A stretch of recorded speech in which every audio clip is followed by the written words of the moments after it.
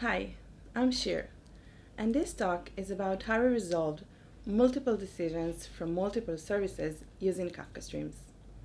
I'm here for you to open your mind to new architectural solutions. I'll tell you a bit about myself. I'm a backend developer at heart. I love to design and work on complex software architecture problems. I also love to travel the world. COVID, please go away. And I'm the mother of four-legged Zygmunt and two-legged Leary. For the past 4 years, I have been working at Riskified. Riskified is a B2B company offering e-commerce, fraud, and revenue maximization technology. Our fraud solution is machine learning based and uses behavioral analysis, proxy detection, and more. Our main product is a chargeback guarantee product. We integrate with e-commerce shops so that when a customer is placing an order on their website, the order is sent to us. It can be before or after payment gateway. We then review the order and come up with a decision whether to approve or to decline it. Our main product is a chargeback guarantee product. For quite some time now, we have been facing the challenge of breaking our monolithic code into microservices, which basically means we are working on our system architecture to be comprised of standalone services, each in charge of a specific part. They work together to achieve our system goal, and in this case, return a decision to our merchants. So how does this look behind the scenes? The order goes through multiple services. Each of them can result in a decision. So let's say that service A is the first one to get the order. It then requests a decision from service B, performs some extra logic on its response, and returns a new decision. They can come up with the same decision, but they can also be contradicting decisions. In this example, service B came up with a decision to approve this order, but service A resulted in the decision to decline it. And this leads us to the problem. Each service will persist its decision once finished. Let's take a simplified system in which we have a DB with record per order. We want to have the decision there. When service B has a decision, it persists it. In this case, it's persisting the approved decision to the DB. In that point of time, anyone trying to read the decision from the DB will get the wrong one. Now service A finished and has a decision in hand. It will then need to understand if a decision was already persisted, if it's the same decision or not, and if not, he'll need to revert the previous decision and write its new decision to the DB. So in the case he resulted in a declined decision, he needs to revert the approved and write the declined decision to the DB. This can create concurrency issues, unstable order states, and we might end up with the wrong decision. We had to stop here to think. We thought what would be the best way to handle this situation. We saw in our vision a new service, an aggregator service, which will act as a one place to capture them all and understand the resolved decision. Then we can use that decision and we'll only need to persist it in one place. It will also add the great benefit of separating our persistence code from our online code and prevent multiple services from sharing and accessing the same DB. That goes hand in hand with our microservices architecture vision. So let's go back to those microservices. At the end of the day, they need to share information, events, and data they've come up with. And this is where the concept of event-driven architecture comes into the picture. In this architecture, we use events to trigger and communicate between decoupled services.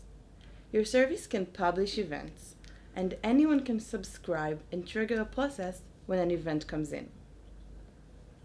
In Riskified, we use Kafka for that. Kafka is an event streaming platform. It allows you to consume and produce data to any number of systems or real-time applications. All Kafka events are organized into topics. Each event has a key and a value. But what if streaming is not enough? What if we need to process our events? And that's what Kafka Streams is for. Kafka Streams is a client library for stream processing applications. It allows you to create an app that consumes one or more Kafka topics and manipulate your data. For example, you can aggregate your events or join them. And then you can produce calculated values to a new Kafka topic. The topology of the app is where all the magic happens. So how do we take our vision and turn it into our new architecture? As I said, we wanted to come up with a solution that allows us to have in hand all the possible decisions when trying to persist one. And that's where Kafka Streams came to mind. Each service will produce its decision as a Kafka event. Let's say we model our event to contain the order ID as the key and the decision data as the event itself.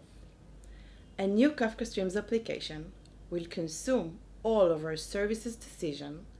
It will then understand which one is the best decision and produce it on to a new Kafka topic, which contains aggregated decisions per order. A new persister service will then consume this message and will need to persist the decision. Let's dive into our Kafka Streams application and understand what happens inside. So how does this work? Whenever a new order ID is introduced to our Kafka Streams application, a new intermediate object is initialized. It will serve as a placeholder for all of our future aggregations. When a new event is coming in from topic 1, it goes inside the matching aggregator. Matching aggregator means that this aggregator handles the specific message format of events that come from topic 1. The aggregator then takes the decision from the event that came in and fills our placeholder with it. This looks scary, right? But it really isn't. This is basically a wider look on our application. Each time a new event comes in, it goes through its matching aggregator. This aggregator then decides, based on the aggregated decision we have up to this point and the new event that came in, what should be the new aggregated decision. And that's not all he knows how to do. It can actually handle the event regardless of the order they came in. Aggregated decision can be comprised of events from all topics, but can be comprised with less events.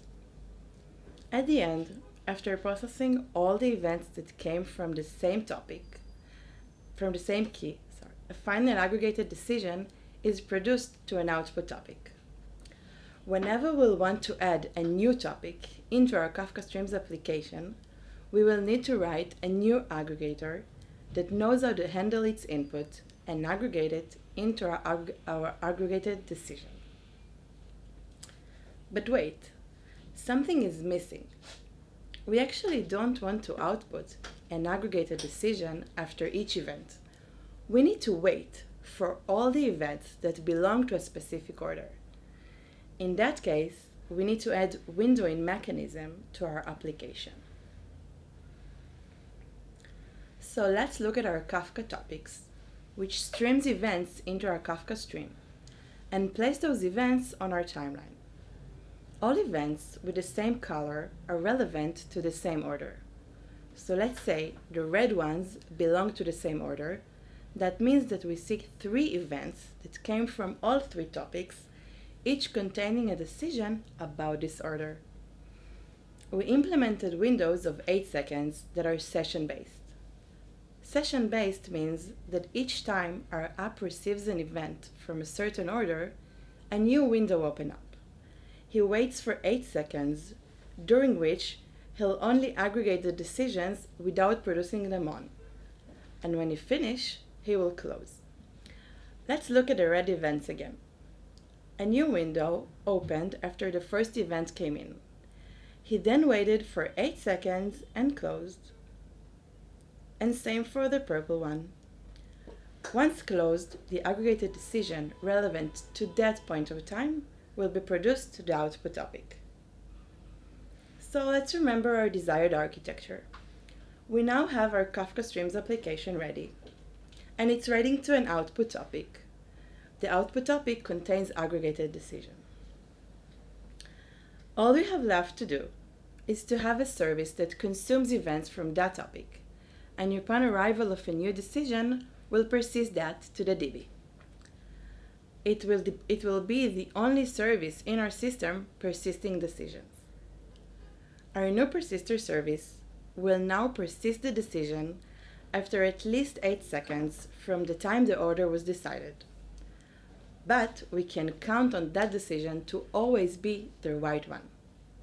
This matches the eventually consistent principle. If we wait long enough after our order was decided, we will eventually be able to know what the state of the database is, and so anyone that will read from it will get a consistent value. It has to be said, this can hurt our decision availability, and we might need to handle that in other parts of our system. But let's leave that to another talk. So, voila, we've finished building our new system. To sum it all up, we started with a system that has concurrency issues resulting from multiple services trying to persist an order decision. We designed a new architecture for our system and came up with an eventually consistent solution using Kafka Streams, which allows us to persist the best decisions after waiting for all of the other decisions and understanding the best one. Thank you for your time.